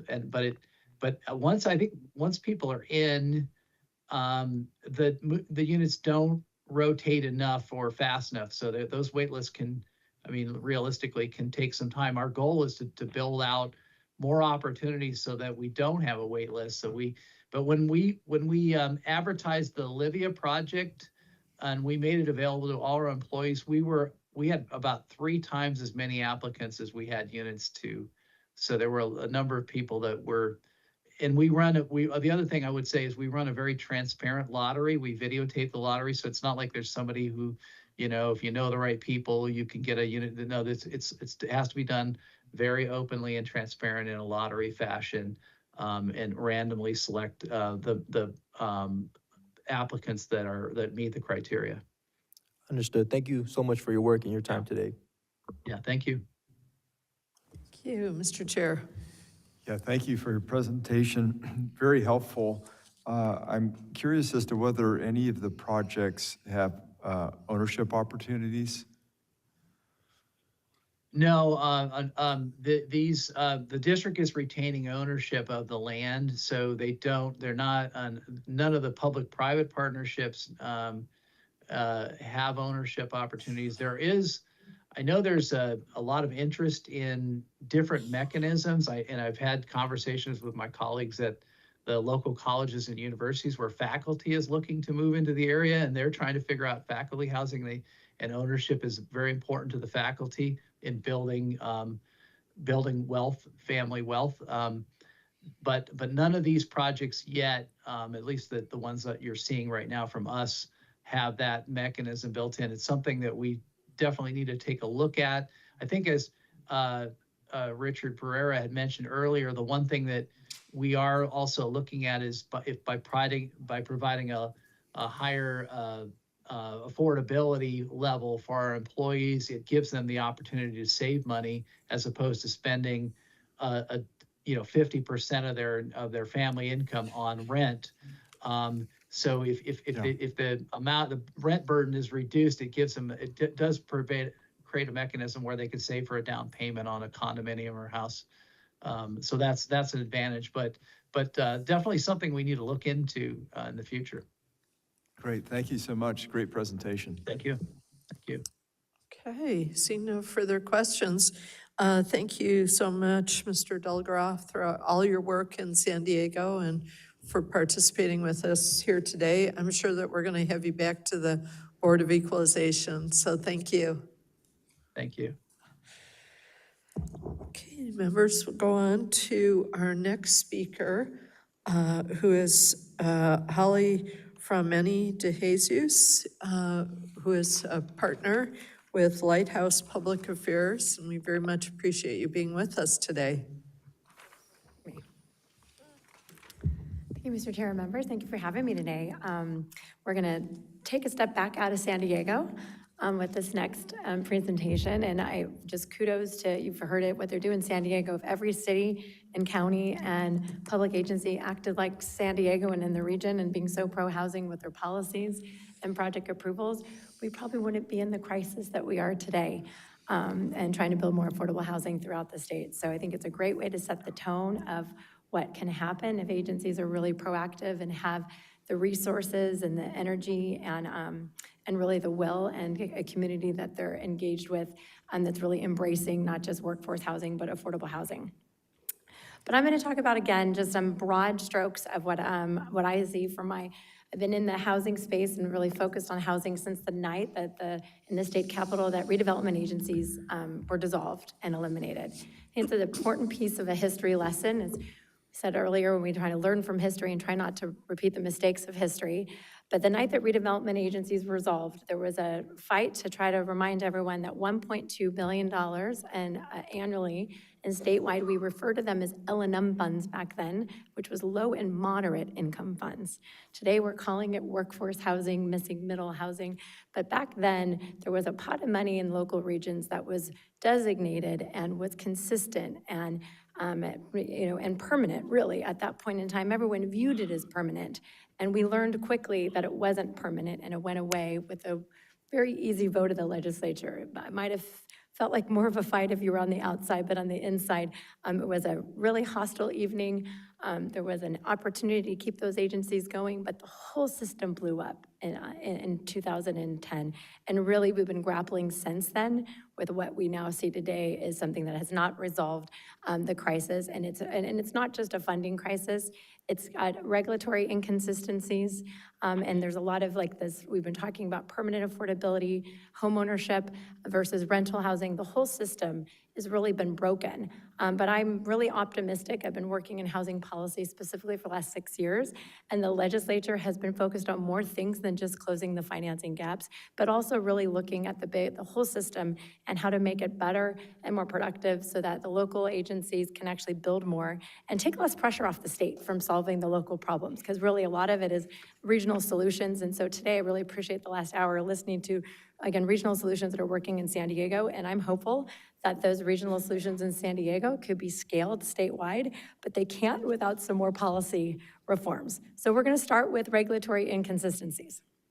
Permitting and zoning, they should be very grateful the San Diego the San Diego Unified District that they're not having zoning problems. That is definitely an anomaly. In most areas of the state, there is definitely zoning inconsistencies with school district land, community college owned land, transit agency owned land. There's a lot of inconsistencies between the zoning and what a public agency wants to do to build housing. We saw a little bit of the affordability, all the different thresholds and terminologies. All those different thresholds for affordability also have different pots of money. Tax credits are for one threshold of affordability, but homeownership, there's only one state program for affordable homeownership, and that's not moderate income. That's for 80% and below. Only one state program, the Cal Home program, has funding to build a new owner-occupied unit for affordable low-income people, and that program actually has no money. It was eliminated from the state budget. The state budget has always prioritized rental programs, but just wanted to, since some questions were asked about homeownership, the one and only state program that helps subsidize owner occupancy for low-income homeowners has no funding. So that clearly is a real gap. NIMBYism was mentioned earlier, and the Not in Back My Backyard movement is still alive and well. Clearly not as much in San Diego, but it is in many areas of the state, and that still creates a lot of problems for public agencies that want to build on their own lands, because the neighbors, if there's not enough of that engagement early on in the community, you'll get plagued with lawsuits, and sometimes that just frustrates the projects that you can't even get to the bidding part because you just can't get through the planning. RENA hasn't been mentioned yet, because I think it wasn't a presentation by the city, it was a presentation by another public agency, but the city is responsible for regional planning. It's a lot of criticism sometimes, and cities complain about what the state requires them to do, because it's a crystal ball. The renal process is like trying to predict the future. They draw a lot of lines, they look at the properties, public and private owned lands. The city has to try to make a plan every 8 years and predict the future for population growth. But at the end of the day, also the cities don't build it. So they do their best to try to think how much might be low, this income category or that income category, and might be workforce. And they do their best that they can to try to plan.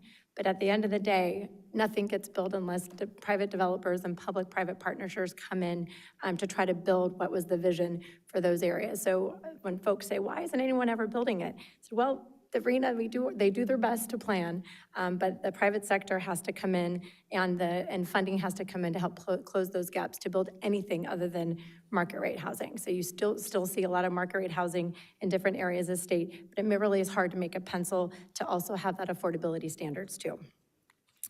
I don't think CEQA came up, but I have to bring up CEQA because most of these projects usually have a CEQA lawsuit. Some are blessed that don't have them, but they're, but CEQA still continues to be in different areas of the state really a weaponized tool to try to stop, especially affordable housing. Market rate housing and affordable housing has continued to be plagued with CEQA lawsuits. But I'm optimistic. And I talk about some opportunities that also come from the challenges. And as recently as June, a new bill passed that was going to give another CEQA exemption for affordable housing and market rate housing that are in infill sites. So when I was looking at that map and looking at the pictures, I even thought to myself, maybe that project might be eligible for that CEQA exemption. Also, there's been bills that have been passed to try to make the permitting process more succinct, also something that's mandated where the rules can't change. Your impact fees, that those impact fees can't change later down the line.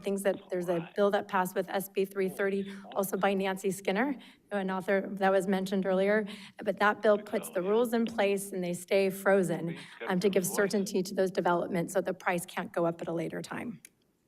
Also, there's been a couple of bills on their way to the governor that I need to mention. One is SB 9 that just passed just last week, but that also was about building near transit and on public transit agency-owned lands. So it's one of the first steps of another public agency that now will have land use decisions that they can make on their own lands and also project approvals on their own lands. Now that's Hold on, AT&T moderator, excuse me, AT&T moderator, He's got to mute his mic. AT&T moderator, you're interrupting our meeting. Can you please I thought he had some mute your ideas about mic? housing. Do you hear me, AT&T moderator? I think that may have done Thank it. you. Okay, please continue. No problem. So again, public transit agency-owned land, another bill is on its way to the governor that will give the transit agency more ability to approve its own projects and also build more housing on their own land. And also we have a few other bills that are about those local educational agencies, not just San Diego, but a bill that passed just 3 years ago. We learned when bills pass, on paper, they sound really good. But in principle, sometimes those affordability thresholds might be a little too high. So this bill is actually helping with and strengthen the CEQA exemption for those projects, as well as making some modification in those income levels to try to make it easier for those projects actually to pencil and be feasible. Earlier, I think our last two presenters talked about the really making affordability permanent. And I think both of you mentioned, the chair and Ms. Lieber, when we look back at the 60s, the 70s, and even 80s and 90s, But land used to be more affordable. A classified employee in the 60s, 70s, 80s, and even 90s could buy a home and not just have to be a renter for life. It wasn't just teachers or doctors or higher income earners. We always had something that you could afford to buy a home if you wanted to, or rent that you could afford and that's just not a reality of today. But I'm hopeful that with the use of public lands, these lands do not have to have those traditional deed restrictions that expired. Traditionally, they expire in 55 years or even 45 years. That's less than a lifetime. So having these public lands, I think it's stated earlier, stay public, stay owned by the public agencies is really important. I'm very optimistic that that era that when I started in the Capitol, is over of disposal. There was once this movement to try to do fire sale, get the highest, best use and best dollar for the properties. I'm very happy to see that that era appears to be over, and legislation and just public sentiment is that we don't want to lose those lands, because in 55 years and even 100 years, it's going to be very expensive again, and we'll never get out of this mess and this cycle of affordability for the next generation. My daughter, my grandchildren, I want to make sure they can buy a home like I was able to do earlier in my life. So hopefully, this will be a trend, that these lands will stay affordable in perpetuity, and that era of disposition will be over. The community land trusts were mentioned, and I'm hopeful that the public agency lands can be treated like community land trusts, because those are the model that homeownership is traditionally on. And it's not, you don't need to reinvent the wheel. School districts and any public agency can follow the Habitat for Humanity model, the self-help enterprise model, heritage housing model. There's quite a few models, but those units have to have more subsidy, and that can come in the form of a grant, and it also can come in some forms of property tax relief. So now we're going to talk about filling that financing gap, because that is we'll call it an 800-pound gorilla, but that is the multi-billion-dollar gorilla that is constantly in the room, is that the gap continues to grow because the cost of construction continues to grow. 600,000, 300,000. It varies depending on what part of the state that you're in, but it continues. The one thing we do know is it goes up every month, every year. It gets more expensive to build housing wherever we are in the state. Even in the Central Valley and even up in the foothills, I used to think it was more affordable. Now, people can't even afford to live in what was once an affordable area in the state of California. So we need to do more to close that gap. Looking at the Board of Equalization, someone said earlier, you guys are key influencers in this state. You can influence the general fund expenditures. Obviously, those are grants. A lot of those are just awards that go out in some of the programs. But also, there's been a lot of attempts to pass legislation to give more property tax relief. Even bills that have been passed to give sales tax relief on the construction and materials that can go into helping build more housing. There's been some partnerships that have been made, not just joint powers authorities. I think some people are familiar with that, but there are some individual developers that have gone to cities directly and approached them to do what I call one-off property tax abatements when they're converting market rate units to this missing middle or moderate income units, and a city can voluntarily give up their property tax portion, but that's a huge sell throughout the state to do that on a statewide level. Not every city, every special district or county is willing to give up their portion of property tax going forward in the future. But it is happening on a very, very small scale, but those are different ideas that I think should be revisited and can be revisited to see what can be done to incentivize more and bringing back some of that tax increment financing in a future form. I don't know what it is. I just hope that 10 years from now, I might be able to be giving a class and telling about that new tool. It was redevelopment agencies, tax increment financing for 20 years.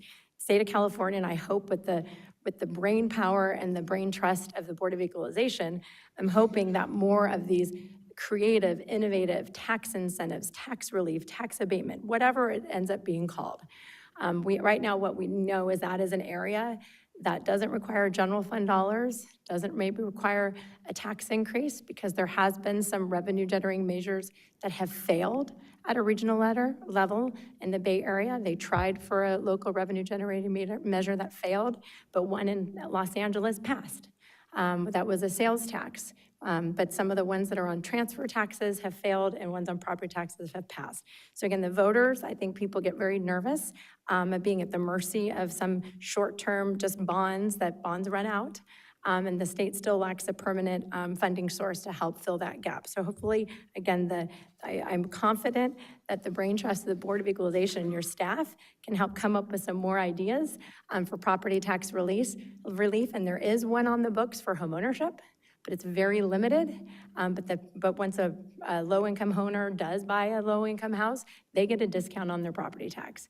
And it has to be, they have to have a no-interest mortgage. It has to be in partnership with a nonprofit similar to Habitat for Humanity. But we do have some things that have worked, but they are just not scalable at the level that they are. But I'm hopeful that we can come up with some new ideas to try to do more creative financing and creative tax models to try to help build more of this, the missing middle, because there is really, for workforce housing, there is nothing.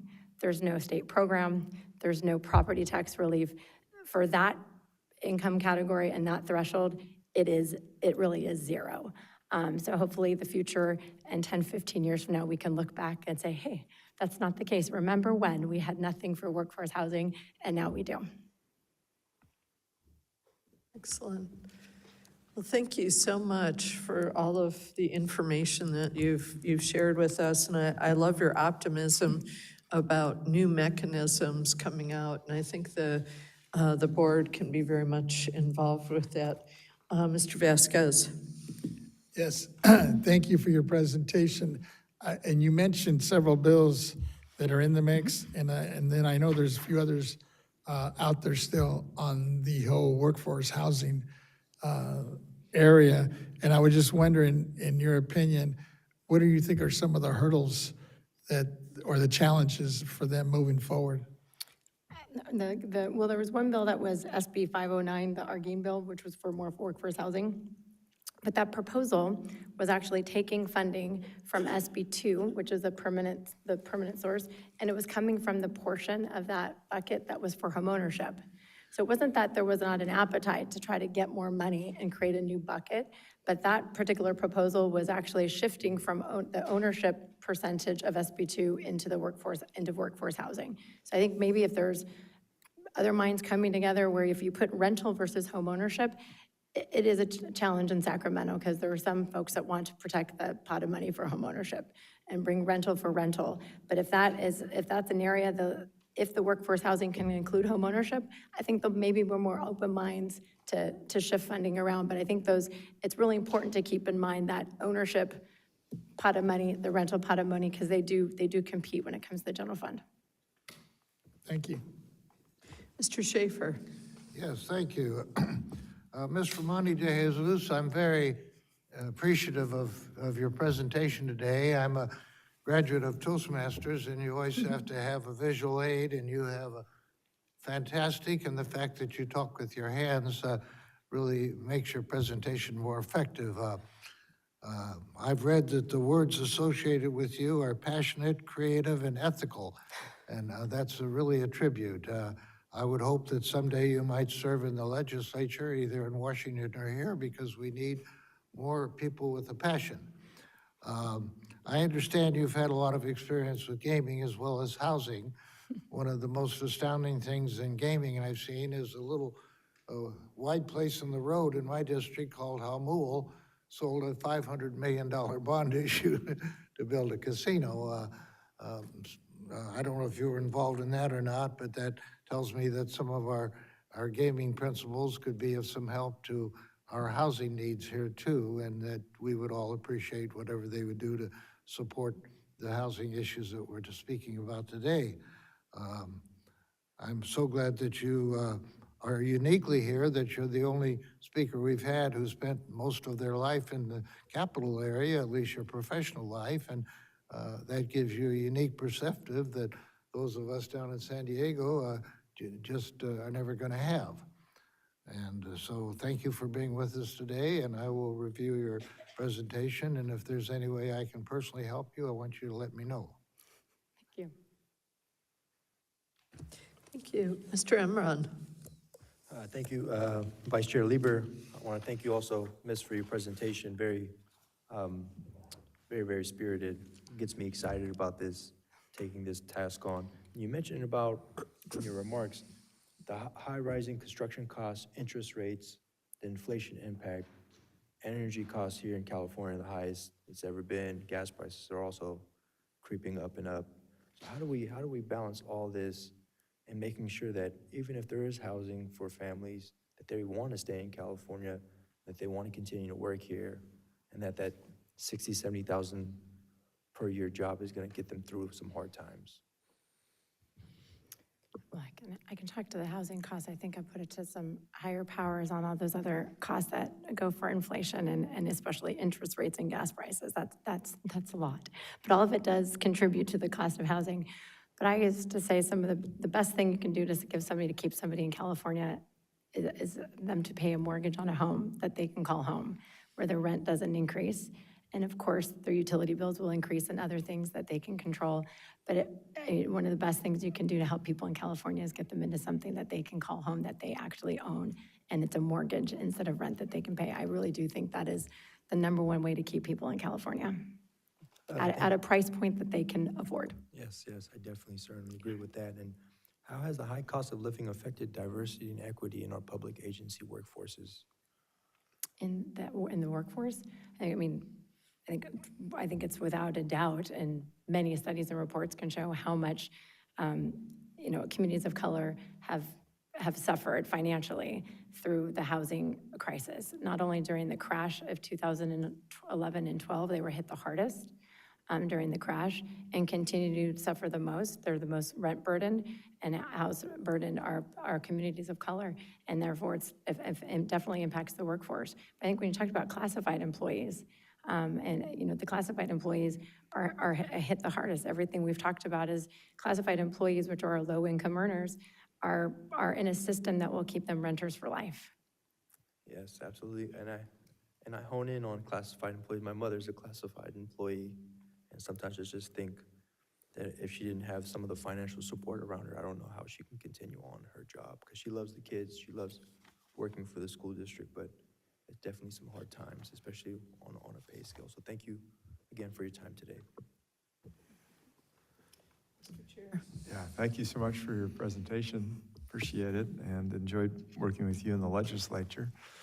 So Way back when. I know, way back when. Yeah. Feels like a long time now. I think you were there the night that redevelopment agency voted. Yes, I was. I think you were. Yeah, I voted to eliminate it because I just felt, I saw a lot of fraud going on. I remember. And I felt like, hey, we gotta make sure we're keeping an eye on taxpayers' money, and I know it takes a lot to rebuild all that because there were some good entities also. But I want to get back to CEQA if I could. You talked about some reform in that regard.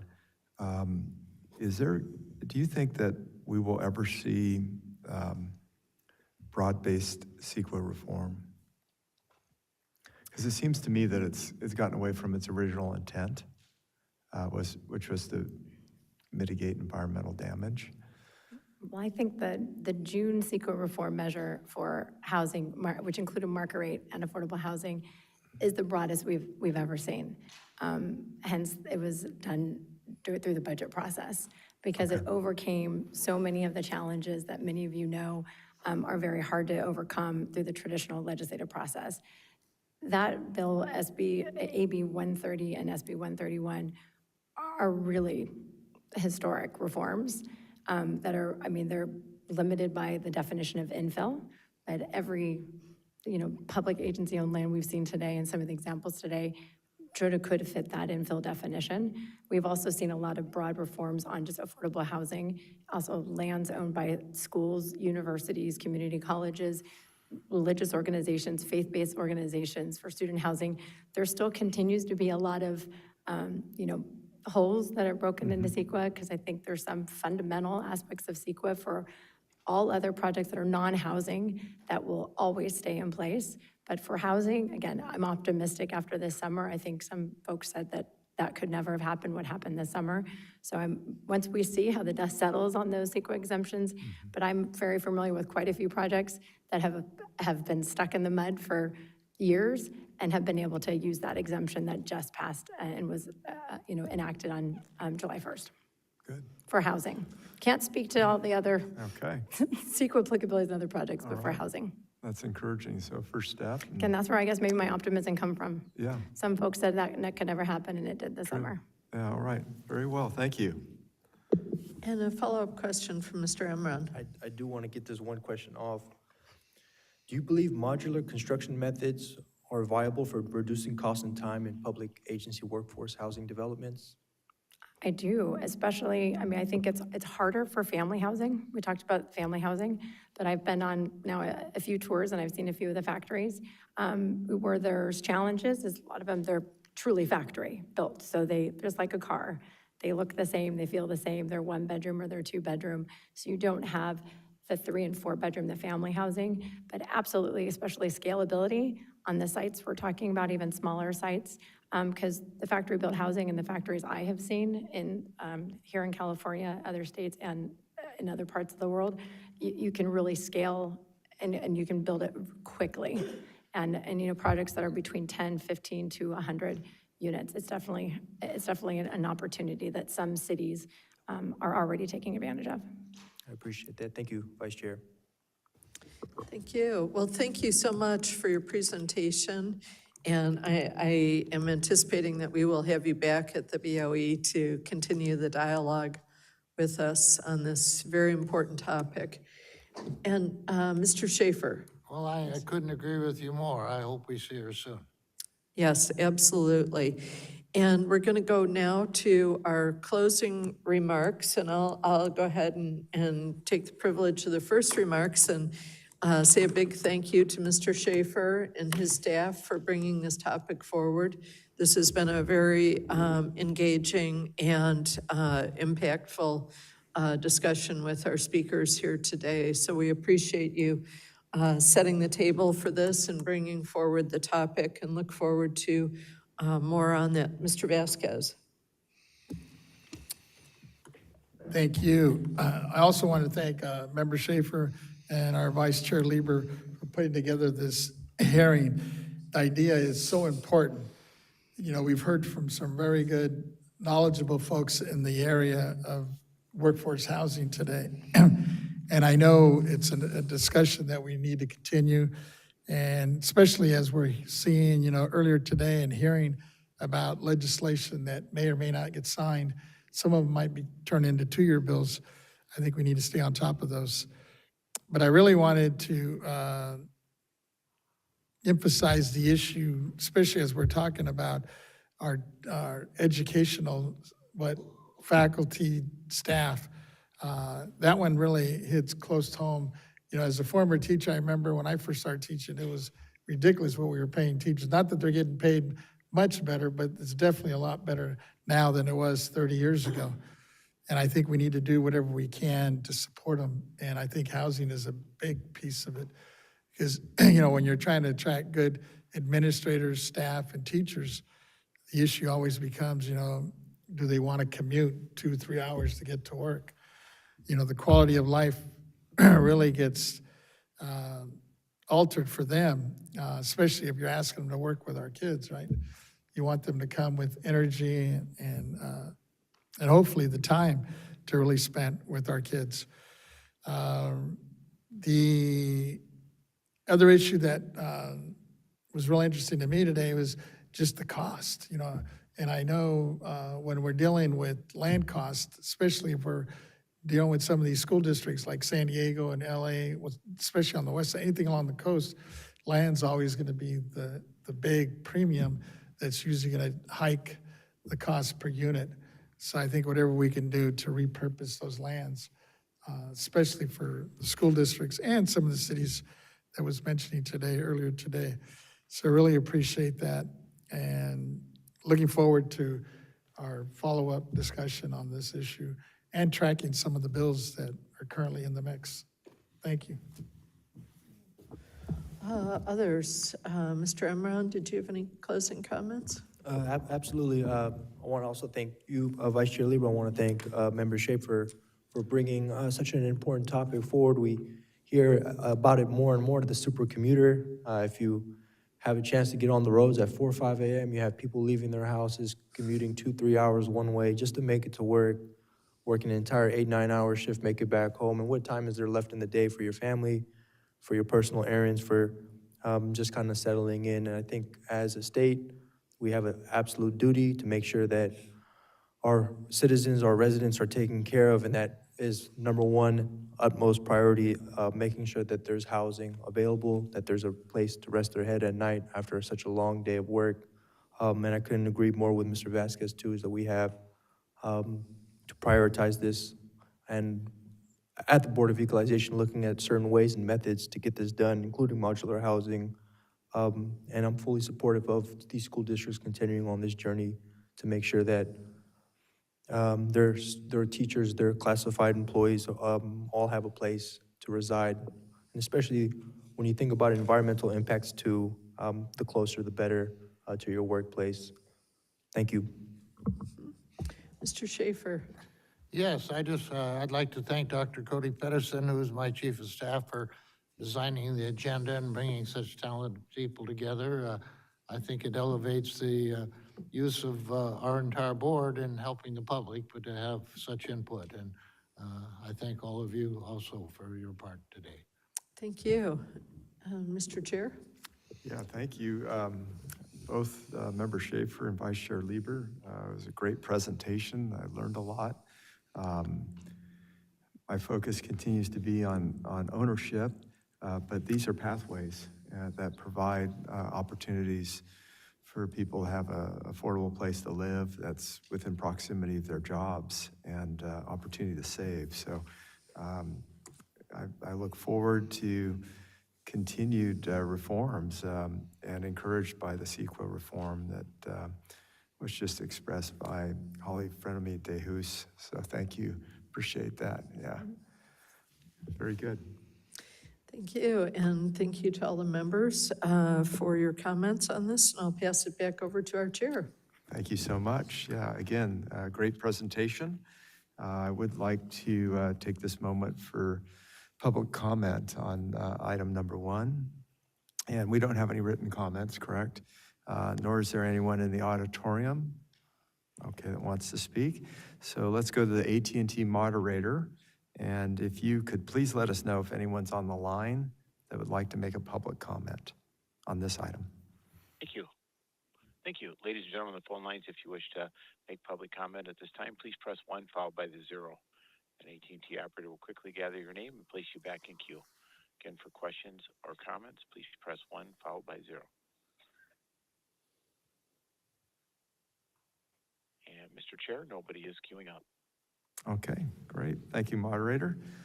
So time to take a break. Okay, so members, we're going to take a 1-hour lunch break, and let's reconvene at 1:26.